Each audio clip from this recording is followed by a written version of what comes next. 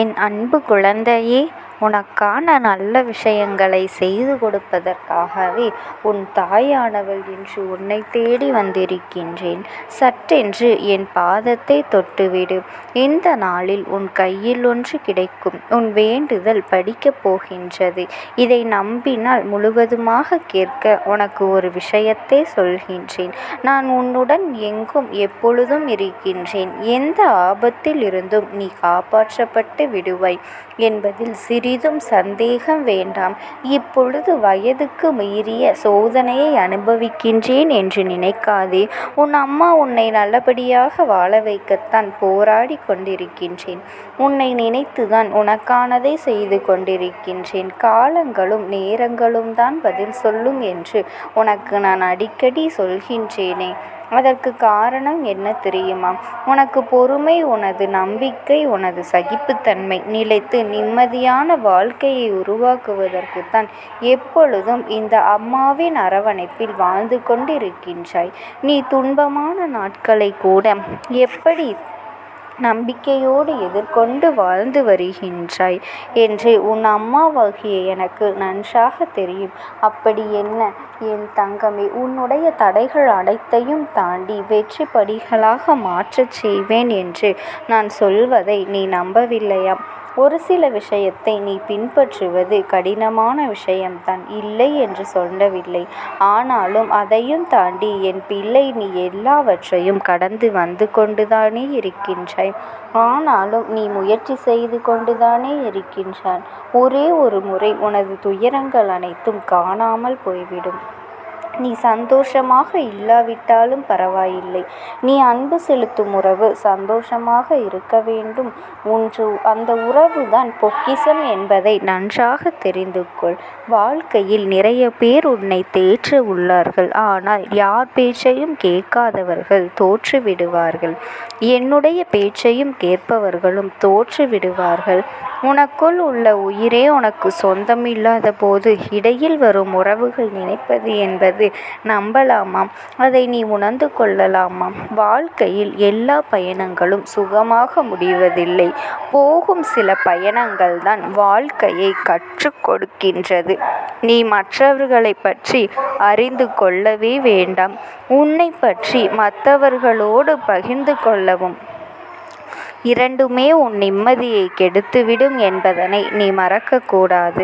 நானும் எத்தனை முறை உனக்காக அறிவுரை சொல்லிக்கொண்டே இருக்கின்றேன். நீயும் அதையும் மீறி கேட்கவே இல்லை. நீ எவ்வளவு நன்மைகளை செய்திருந்தாலும் இறுதியில் இந்த சுயநல உலகம் உன்னை பார்த்து கேட்கும் ஒற்றை கேள்வி, நீ எனக்காக என்ன செய்தாய் என்றுதான். கேட்டார்களா? உன்னை உன்னுடைய எதிரிகள் என்று நீ நினைத்து கொண்டிருக்கலாம். அவர்கள் இப்பொழுது ஒரு காலத்தில் உன் பாசத்தோடு பின்னி பிணைத்திருப்பார்கள். ஆனால் நீ எனக்காக என்ன செய்தாய் என்று ஏதோ ஒரு கூட்டத்தில் வைத்து சுடுவது போல உன்னை கேட்டார்களா இல்லையா? யோசித்துப் பார். நான் சொல்வதை கேள். தனியாக நிற்கத்தான் தைரியம் தேவை என் குழந்தையே. ஒருவரை பற்றி மற்றவர்களிடம் பேசுவதை விட அவரை பற்றி அவரிடமே மனம் விட்டு பேசிவிடு. வேண்டாம், மற்றவர்களுக்கு எப்படி வேண்டுமானாலும் குணம் இருந்துவிட்டு போகட்டும். என் பிள்ளையான நீ நேர்பட பேசிவிடு. உனது பிரச்சனைகள் அப்பொழுதே தீர்ந்துவிடும். வாழ்க்கை சிறியதுதான் என் தங்கமே. அதை சிறப்பாக மகிழ்ச்சியாக வாழ கற்றுக்கொள். ஆனால் செல்லும் தூரம் நீண்ட தூர பயணமாக இருக்கும். இந்த நேரத்தில் உன்னுடைய வாழ்க்கை பற்றி சொல்லிக்கொண்டுதான் இருக்கின்றேன். கோபம் அதிகமாக படுகின்றாய். உன்னுடைய கோபம் தேவையற்றது. அதை முதலில் நீ தூக்கி எறிந்துவிடு. பயப்படுகின்றாயே, பயமே மிக மிக மோசமானது. கோபம் என்பது கொடியது என் தங்கமே. பயம் அதைவிட மோசமானது. எதையும் தைரியமாக எதிர்கொள்ள வேண்டும். நினைவுகள் இனிமையானதுதான், அதை ரசித்துவிடு. ஆரம்பத்தில் காட்டப்படும் அன்பு, பாசம் எல்லாம் கடைசி வரை வரும் என்று நம்பிக்கொண்டிருந்தால் அதைவிட எதுவுமே இல்லை. எல்லோரையும் உடனடியாக நம்பிவிடுகின்றாய். ஒன்று சேர்த்தால் போதும் அவர்களுக்கு நீ 10 செய்கின்றாய். ஆனால் பழிப்பாவத்தை தூக்கி சுமக்கின்றாய். பொய்யை சொல்லி 1000 உறவுகளை தக்க வைப்பதை விட உண்மையை சொல்லி தனிமரமாக நின்றுதான் மனசாட்சி. என் தங்கமே, உன்னுடைய மனசாட்சி மட்டும்தான் கடைசி வரை உனக்கு இருக்கும், உண்மையாக இருக்கும். அமைதியாக இருப்பது மிக மிக கடினமானதுதான்.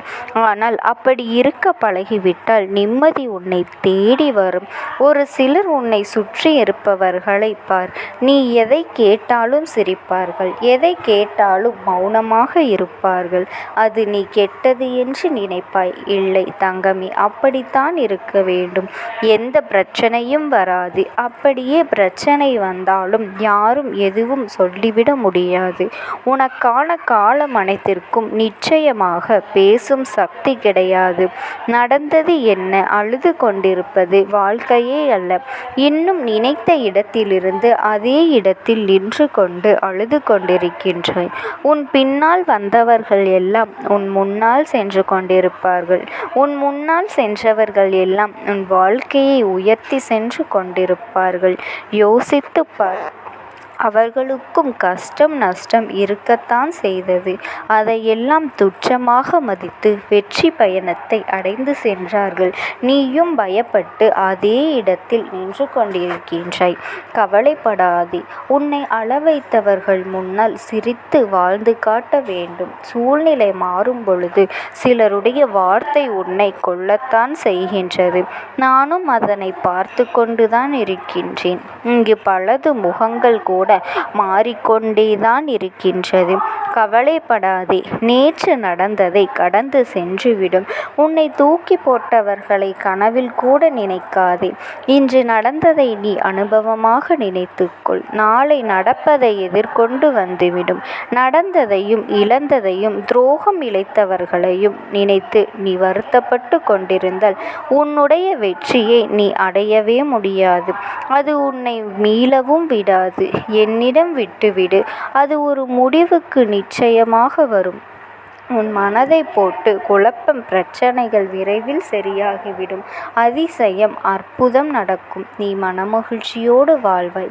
யாரெல்லாம் உன்னோடு இருப்பார்கள் என்று விலகுவார்கள் என்று காலம் முடிவு செய்வதில்லையோ அவர்களின் வார்த்தைகளும் நடத்தைகளும் தான் முடிவு செய்கின்றது.